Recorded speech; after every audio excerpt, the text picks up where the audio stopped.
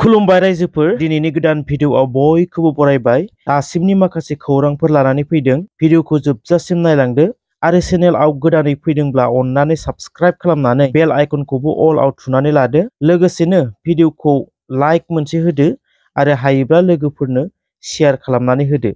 अब्ला दिनैनि सेथि खौरां नोंथांमोननो होनो आखायाव लादों। उदालगुरि खाग्राबारिनि सिंगिमारि गामियाव गंसे DI गारिया अर नांनानै खामग्लिजोबदों। मोनथिनाय बादिब्ला गंसे DI गारिया जिगाब लानानै फैदोंमोन सिंगिमारि गामिनिफ्राय।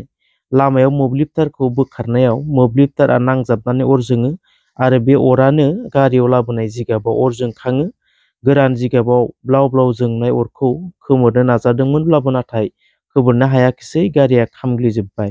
मागोनि रंजानायजों आसामाव गोबाङानो पार्टी खालामो, रंजायो, फिथा सिथाव बेदर आरो जौ लोंनानै इन्जय खालामो। तेजपुरनि कलितागावआव मैया दीप कलिता मुंनि सुबुङा जौ लोंनानै जिउ खोमाना लायो।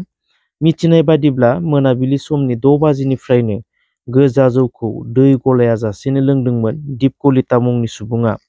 जौ लोंनानै फेनानै गोग्लैना थानाय अबस्थाखौ नुनानै न'खरनि सुबुङा न'सिम दैखांना लाना थाङो, नाथाय न'खराव दावराव दावसि खालामो।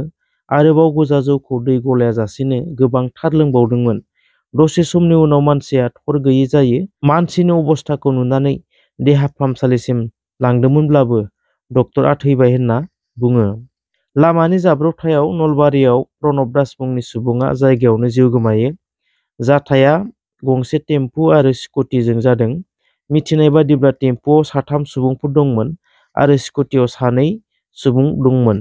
गंनैजों सौग्रावलायनानै स्कुटि सालायबोनाय प्रणब दास मुंनि सुबुङा जायगायावनो जिउ गोमायो होनना मिथिनाय जादों आरो 4 सुबुङाबो गोब्राबै जोखोम जादों होनना मिथिनाय जादों।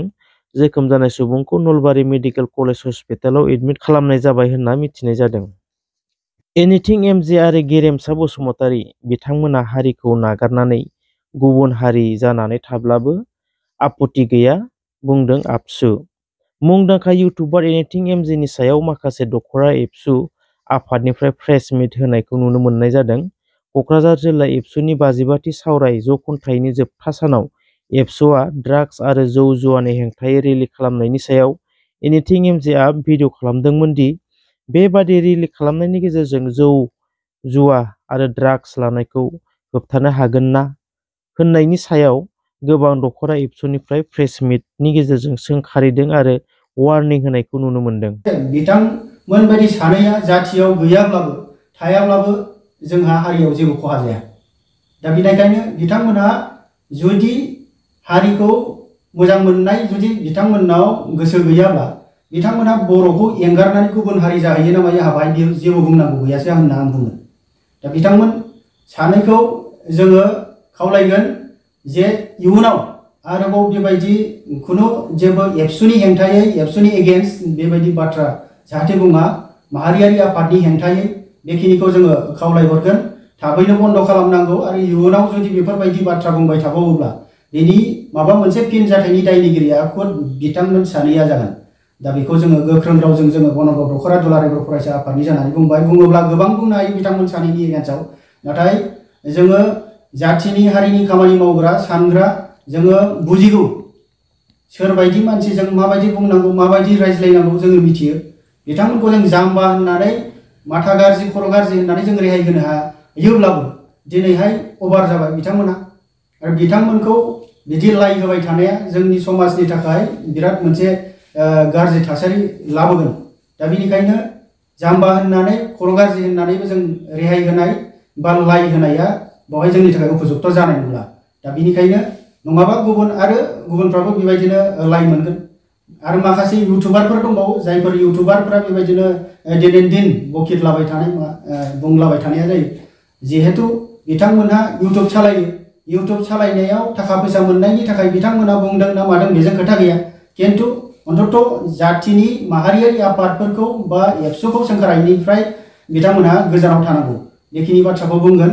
जातिखौ गावसोर नङाबा दैदेननो हायै बायदि बिथांमोनहा गावसोरखौनो साननानै लानानै बुंगासिनो दं, खालामगासिनो दङ। किन्तु बेवहाय जोङो माब्लाबाबो सयज खालामनाय नंला आरो एबसुखौ आगुनि बायदि खामानि मावनो थाखाय आरो जातिनि गेजेराव गोख्रों आखाइजों दबथायनायनि थाखाय बिथांमोना फोरोंनांगौ गैया। सम आरो सिचुएसनखौ लानानै एबसुआ मा समाव माब्रैहाय डिसिसन लानानै खामानि मावनांगौ बेखौ मोजां समाव दिनै एनिथिं एमजि बिथाङा जे दुलाराय बर' फरायसा आफादनि जे बे हाबा मावनायखौ दिनै बिथाङा बेबायदि मोनसे रंजानायनि मोनसे भिडिअ बानायनानै बिथाङा जोंनि बे एगेन्स्टआव भिडिअ बानायनानै जुदि गावखौ बेबायदि जुदि इउटुबार खालामनो सानदोंब्ला बेनिफ्राय गोजानाव थानांगौ आरो जोंनि समाजा जोंनि लाइमोनफ्रा जोंनि माहारिया बेबायदि आननेसेसारि गावनि इउटुब चेनेलाव भिडिअ बानायग्रा इउटुबनिफ्राय जोङो गोजानाव थानांगौ आरो बेनिफ्राय जोङो खावलायो एनिथिं एमजि इउटुबारनि जे चेनेल बेखौ जोंनि समाजाव जोंनि लाइमोनफ्रा आनफल' खालामनांगौ बेखौनो जोङो दखरा आफाद बानर क'क्राझार आनसलिक एबसुनिफ्राय खावलायो आरो नेक्स्टआव बिथाङा बेबायदि आरो गोदान बेबायदि जोंनि समाजनि मोजां हाबा मावनायनि सायाव जोंनि माहारिनि जोंनि दुलाराय बर' फरायसा आफादनि हाबा मावनायनि सायाव बेबायदि भिडिअ बानायबावोब्ला बिनि सायाव जों